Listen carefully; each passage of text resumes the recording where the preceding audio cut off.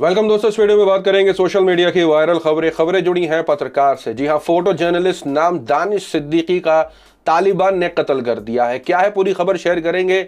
यहां तक कि प्रधानमंत्री नरेंद्र मोदी से भी सवाल पूछे जा रहे हैं, इसके हवाले से शेयर करेंगे आपके साथ ही साथ शेयर करेंगे अनभक्तों के खेमे में फिर से मची हलचल।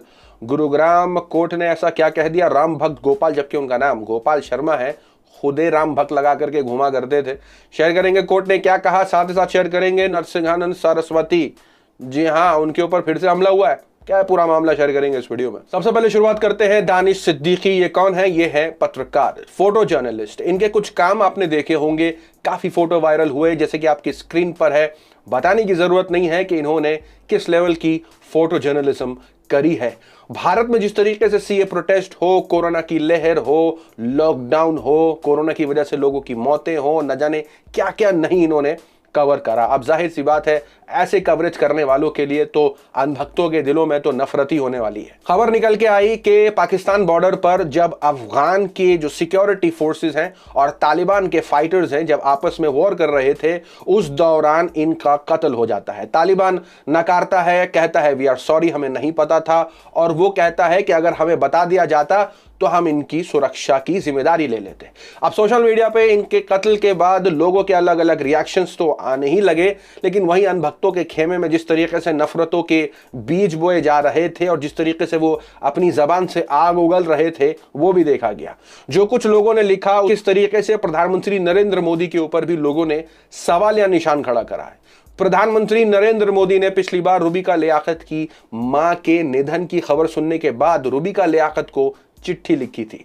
अब इस पर साइमा, जो कि आरजे, जी हां, रेडियो जॉकी हैं, उन्होंने इस पर टिप्पणी करी, लिखते हुए कि हमारे पीएम जो है वो चिट्ठी लिखते हैं टीवी शो के, यानी टीवी एंकर की मां के निधन पर, लेकिन यही एक फोटो जर्नलिस्ट, जो कि एक अवार्ड विनिंग फोटो जर्नलिस्ट है, उसके निधन पर कोई कुछ क्यों नहीं लिखता।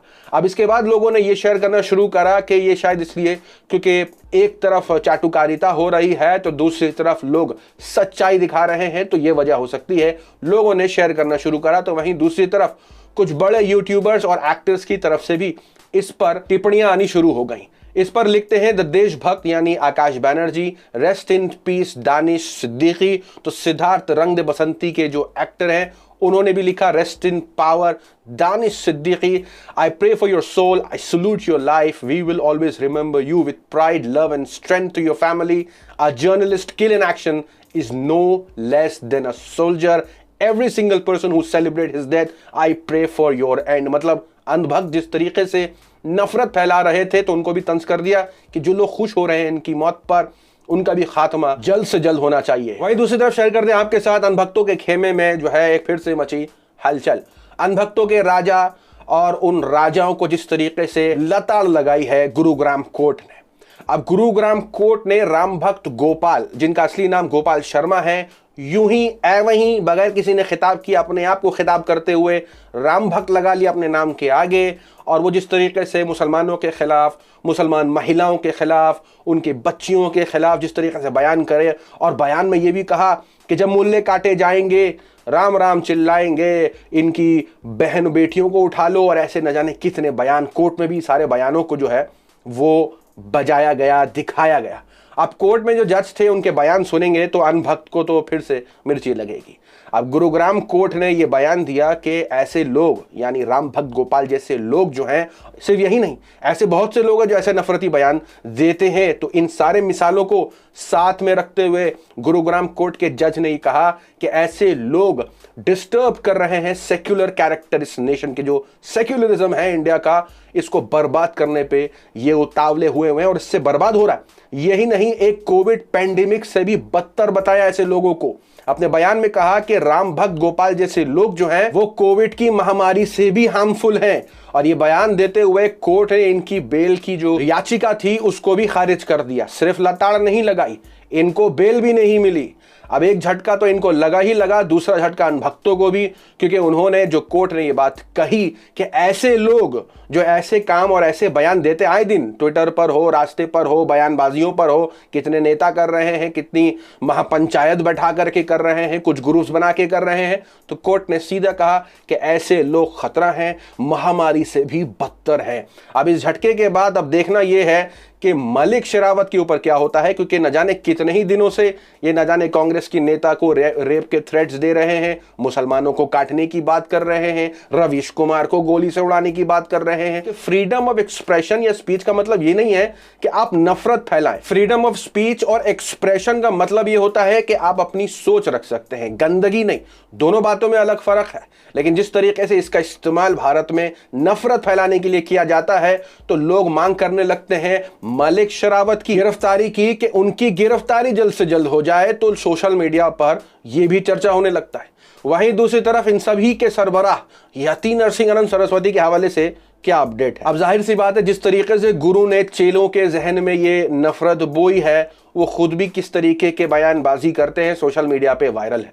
यति नरसिंहानंद सरस्वती, पहले तो ताज्जुब की बात है कि इनका ट्विटर हैंडल जो है वो तो ब्लॉक हो गया था, फिर से एक्टिव क्यों हुआ, तो कहीं ना कहीं हम खुद चौंके हुए हैं कि ट्विटर ने ये क्या किया। न जाने कितने ऐसे पत्रकार हैं आज उनका अकाउंट ब्लॉक है सिर्फ इस बिना पर कि वो मुसलमानों की हक की आवाज़ उठाते थे, जो गलत होता था उसके बारे में ट्विटर पर शेयर किया करते थे।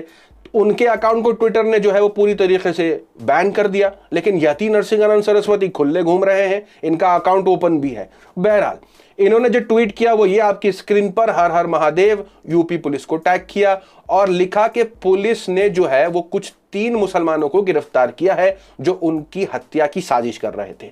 अब जाहिर सी बात है, खुद को अपने आप को रंग भक्त कह दे, जिनका मन करता है मेरे ऊपर हमला हो रहा है, जिनका जो मन करता है अपने मन मुताबिक जो भी वसवसे आते हैं उनको सच मान करके जैसा मन में आता है वैसा समझ लिया जाता है। सोशल मीडिया पर इसकी पुष्टि बुलंदशहर की पुलिस ही कर देती है कि जो आप ये बात कह रहे हैं कि आप पर हमले की साजिश हुई और 3 लोगों को पुलिस ने गिरफ्तार कर लिया, तो ऐसा कोई मामला नहीं हुआ है। वो लोग रास्ता भटक गए थे और भटकने की वजह से वो आपके कार्यक्रम के पास आ गए थे, गाड़ी में थे, उनके पास से ना ही कोई ऐसी आपत्तिजनक जो है कोई ऐसे हथियार बरामद हुए हैं कि वो आपको मारने आए थे। तो मतलब यूं ही बैठे बैठाए उनको शोषा छूटता है कि उनको कोई मारना चाहता है, कोई उनको मारने आ गया है, और ऐसे करके यति नरसिंहानंद सरस्वती जिस तरीके से बयानबाजी करते हैं, उनके बयानों को बुलंदशहर की पुलिस ने ही लताड़ लगा दिया और पूरा ट्वीट जो है, उनके इस ट्वीट के नीचे उन्होंने ट्वीट करके ये सारा मामला लिख दिया कि जिस गाड़ी में लोग आए थे वो आपको मारने नहीं आए थे, इन्वेस्टिगेशन वैसे चालू है, लेकिन उनका मकसद ऐसा कुछ नहीं था, रास्ता भटक गए थे, वो बेंगलुरु के रहने वाले थे और वो रास्ता भटक गए थे जिसकी वजह से वो आपके कार्यक्रम की तरफ जो है वो आ गए, ना कि आपको कोई मारने आया था, ना कि हमने किसी को आपके मौत के या साजिश के इल्जाम में हमने किसी को गिरफ्तार किया है।